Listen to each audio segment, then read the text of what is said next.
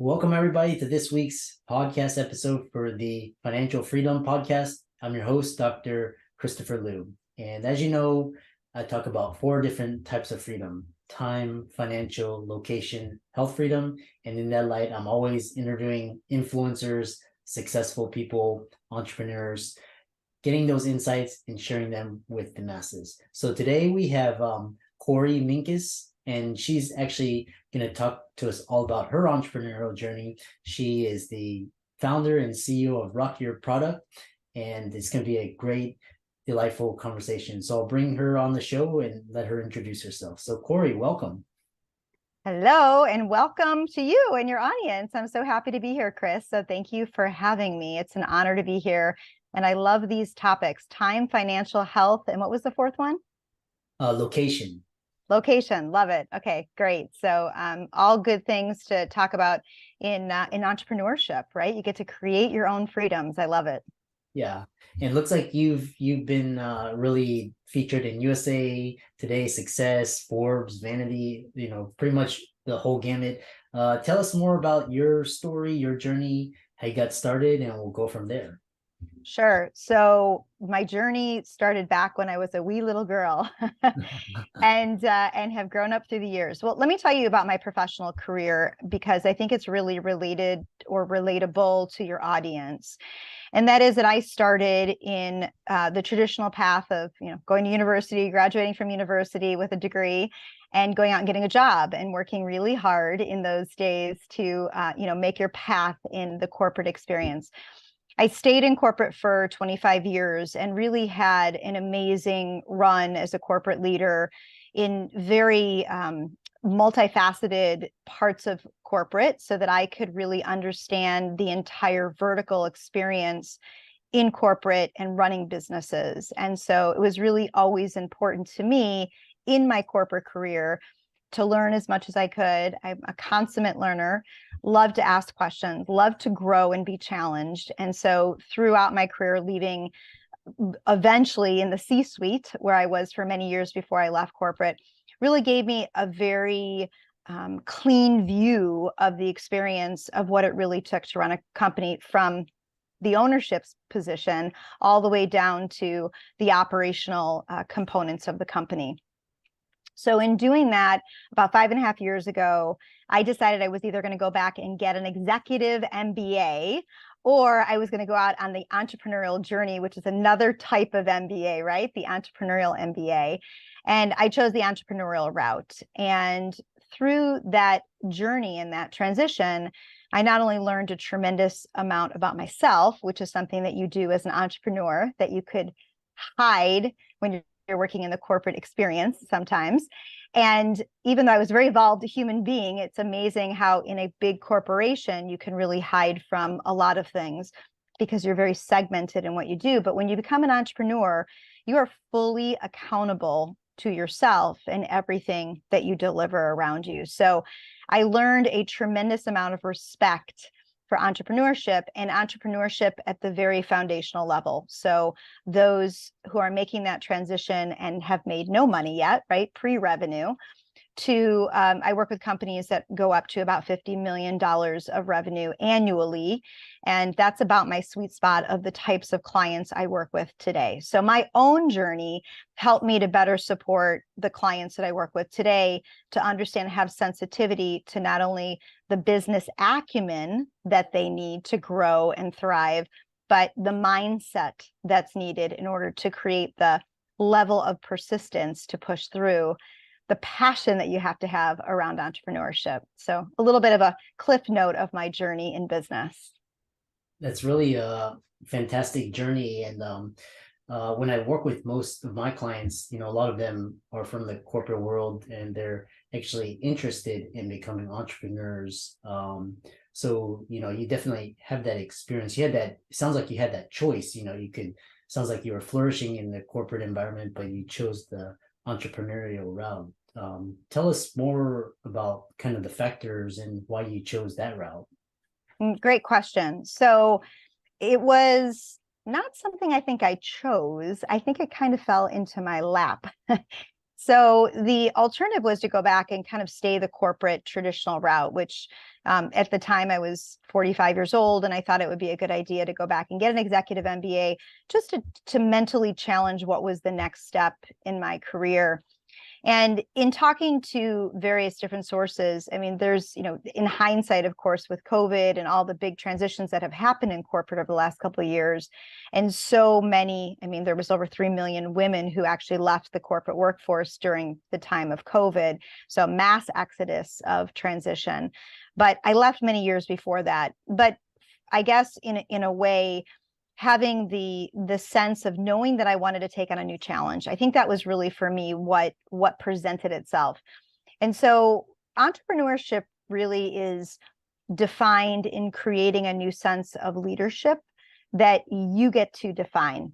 And after being in a corporate setting, which again, corporate is amazing when you learn how to optimize your experience working with incredibly talented people above you, below you, next to you. There's so much that you get to learn and take on in that experience. However, as human beings, sometimes we choose to pivot. And I know that you yourself did that as well, between being in medicine and then, jumping into real estate, and now being able to really coach other people in their experience of growth in their own lives. So many of us are constantly looking for and seeking for what's next. In fact, I always say, we don't know what serial entrepreneurship is until we become an entrepreneur. And then we realize every entrepreneur becomes a serial entrepreneur, right? Because there's so many verticals of opportunity of where you can invest your time and in return make money. And I think the traditional setting of getting a job, like being a doctor or working in corporate, you have a very singular focus. And what's beautiful when we learn the idea of entrepreneurship is really not just business ownership with entrepreneurship, but it's taking the initiative to find other verticals in which we can create income for ourselves that we enjoy. And that to me is really what entrepreneurship is about. Very, very interesting. What's you mentioned a lot of interesting attributes, because and what are some of the challenges when you start out, when you decide to kind of just go out on your own and start, an idea, a company, startup, compared to the traditional corporate environment? Yeah. You ever see Santa's list of all the people he needs to deliver gifts to, that like big scroll of the list of all the names? I think of that when people ask me that question, because there's so many opportunities and challenges as entrepreneurs in starting your own business that the list can be endless, right? And in a lot of times, Chris, and you probably know this and see this in your business as well, it stops people, right? Because there's so much that can come up. I mean, there's fear, there's anxiousness, there's the unknown, there's the uncertainty. And this is something that we need to accept, because as employees, we expect that we're going to get a paycheck, right? We know what the outcome is going to be. We know if we put the time in, some of us may put more effort in than others. If we put in, we get out. But in entrepreneurship, it's a very different mindset and psychology. And where we get results may be very different than where we were trained to get results in a traditional educational setting. And so the entire experience in entrepreneurship is really taking on a very creative approach to the way that we start to visualize how we as human beings can create great impact around the world. And so I think the biggest transition I see when people are stepping out of corporates, and I was a victim of this, right? We wanted a lot of structure and we wanted a lot of, perfection around the experience. And we maybe didn't want to get started until we thought it was perfect and it was right. And then we wrote a business plan, and then we rewrote a business plan, and then we rethought it through, and then we went and talked to more people. And there's this constant perpetual of trying to get to an answer, but really the answer is just there. It's in front of you. And it's a very crazy psychology, something we were never taught, right? Because in traditional education, we were taught if we failed and we got an F, that means that we would flunk out and it wouldn't be successful. But in entrepreneurship, we say that F is fabulousness, right? It creates a fabulous experience, because the more you fail, the more you actually can climb that mountain faster. And so it shifts the entire really foundational experience of people. In fact, I'm going to tell you an interesting story. So I left corporate, and I left corporate it was just starting the fourth quarter of, I believe it was 2017. And it was the first quarter of 2018. And I left corporate and I started traveling the world to speak on stages globally, to talk to amazing entrepreneurs all over the world. So I started training all over the world. And we had traveled from Zurich, Switzerland to Tel Aviv in Israel. And I went from one event to the next. So we would do these 3-day events, and it was kind of like a whirlwind, right? So I traveled from one country to the next, got to Israel. And the day after I arrived in Tel Aviv, I woke up the next morning. It was the second day of our event, and I couldn't get out of bed. And I actually had scheduled breakfast with, I don't know if you know who Kevin Harrington is. He's one of the original sharks from Shark Tank. And he was traveling on the road with me at the time we were speaking together at this event, and we had breakfast together that morning. And I woke up that morning and I got out of bed, and, I'm not that old, but I got out of bed and I just got extraordinarily dizzy. And I didn't know it was wrong. I say I'm not that old, meaning I'm actually a very healthy human being, typically, knock on wood. And so to wake up and feel that way after traveling around the world and never having any issues, it was a very odd feeling. Well, it turns out that I ended up getting vertigo, which I've never had before. And if anyone knows what vertigo is, it's this massive sense of your entire world is spinning around you. And one of the really interesting things that I did some research on was there was some link to the psychology behind the amazing and massive transition that I had taken on just 6 months prior to that. And that my entire ecosystem, now I don't wish vertigo upon anybody, but my entire ecosystem was shifting from what I knew, this sense of stability and understanding and knowing what my job was and knowing what I needed to accomplish and get done, to really, in an entrepreneurship role, a very unstable or instable experience of not really knowing how I was going to create the experience of outcomes that I wanted to achieve. And so this entire experience really taught me, unfortunately, I was quite sick for several days and ended up not being able to leave Tel Aviv because I was so sick. But once I got back on my feet and I started doing research, there is some psychology behind the vertigo experience that is connected to massive pivot and change in your life. Now, again, I don't wish vertigo on anybody, but it just goes to show you how much entrepreneurship is really a completely different psychology experience, almost like stepping onto a new planet, outside of the traditional norm that we were raised in. Most of us raised in normal traditional educational settings, graduated with a traditional degree from university, went on and got a job, right? The traditional experiences, started your LinkedIn because that was the thing to do. And we were walking through a process that was really predetermined for us. And through that whole time, Chris, one of the things that we each adopt is other people's belief systems.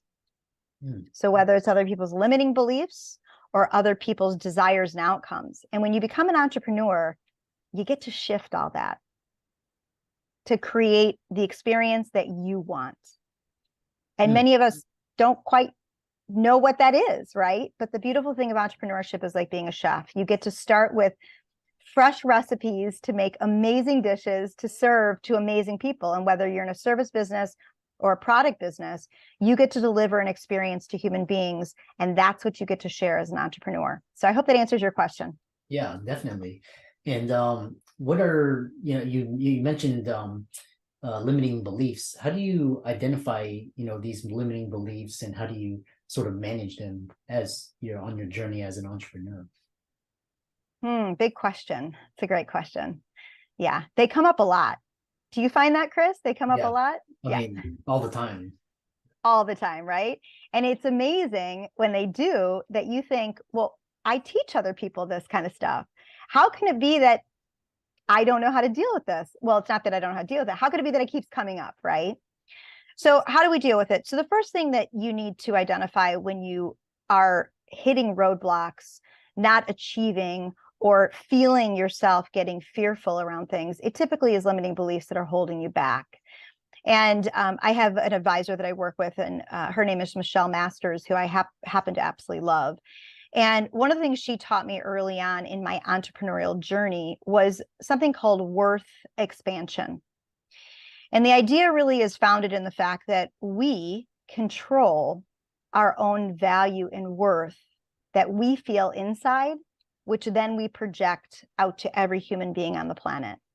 So in other words, if we feel a lack of worth in our own self, then how is it that somebody else is going to believe, trust, or be confident in us? And so it's not that we lack confidence, but we do actually never really evaluate what is our own worth to ourselves, let alone to the rest of the world. And where we see this most often, Chris, and where this comes up for me with my clients, is when they price things, whether they price their services or they price their product.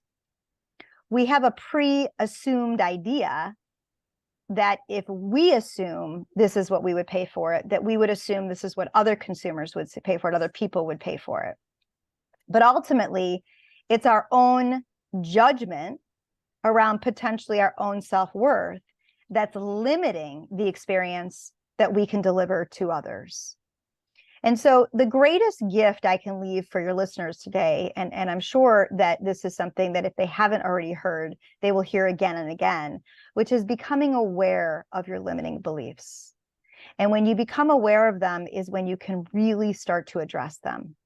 And when you identify them, you can start to create connections to either things that trigger them, but then you also can create connections to new outcomes that you want to create. So some of the training I did over the years and was certified in NLP, neuro-linguistic programming, helps you to reprogram the patterns in which we think and we operate, which causes those limiting beliefs, to then cause different outcomes in those belief systems that we can then create more opportunities and more expanded curiosity and expanded worth to then create greater outcomes in our lives. And so it's really important for you to start to become really aware. It's almost as if, through life, we constantly are giving and delivering and listening. But what we forget to do is actually receive and give ourselves the opportunity to understand what's happening in our own lives. And that's why, interestingly, Chris, and you may know this, most entrepreneurs start their entrepreneurial journey around the age of 45. So it sounds like you were a little younger than that when you started. And funny enough, not even trying, I was 45 when I left corporate and I stepped into my entrepreneur journey. And that is the average age of entrepreneurs. Now, I'm not saying there's not younger entrepreneurs. I work with some and they're amazing. But the experience that we have in life helps to create, and you have that experience, some of the foundation of being able to financially afford stepping into an entrepreneurial experience, but also the experience itself, the acumen that we've learned can help us to have more confidence to step into that role, right? So the average age is 45. And so what's interesting is at 45 years old, you have to wake up and look at yourself differently than you've ever done before. And it's quite an awakening. It's quite an awakening of an experience. Yeah. Fascinating discussion. You're very accomplished, very experienced. How can people follow you, contact you, visit your website, etc.? Yeah, love it. Well, I always love working with entrepreneurs. It's my passion these days in life. And it is my pleasure to support their vision and journey. And I do work with pre-revenue entrepreneurs. So those that are starting out their entrepreneurial journey are welcome to be part of my network and my group. You can reach me at www.rockyourproduct.com. So that's ROCK, your, YOUR, and then product, PRODUCT. End of the day. I had to think about that for a second. So rockyourproduct.com is where they can reach me. And of course, I'm available. You can get me on LinkedIn at Korie Minkus Trevino. And you can find me there, or you can find me on LinkedIn. You can find me on Instagram. You can find me on Facebook. I'm kind of everywhere, but certainly feel free to reach out. And if you want to reach out to me directly at Korie@rockyourproduct.com, do that as well. Welcome all entrepreneurs that are interested in really thriving in their experience of this transition. And I like working with people who are really passionate about figuring it out. because we don't know, right? What we don't know. And so they're really passionate about really thriving in an experience where they're figuring it out. So it's my pleasure to work with them. Self-discovery, growth, all the complexities that go around with business, acumen and growth, I'm here to support in every capacity. Excellent. And for all the listeners out there, hopefully you got a lot of nuggets of wisdom, inspiration. Be sure to check out Korie's website, follow her on social media, LinkedIn. And with that, thanks so much for coming on to the podcast. And it was a pleasure to have you as a guest. Thank you so much, Chris. It's my pleasure.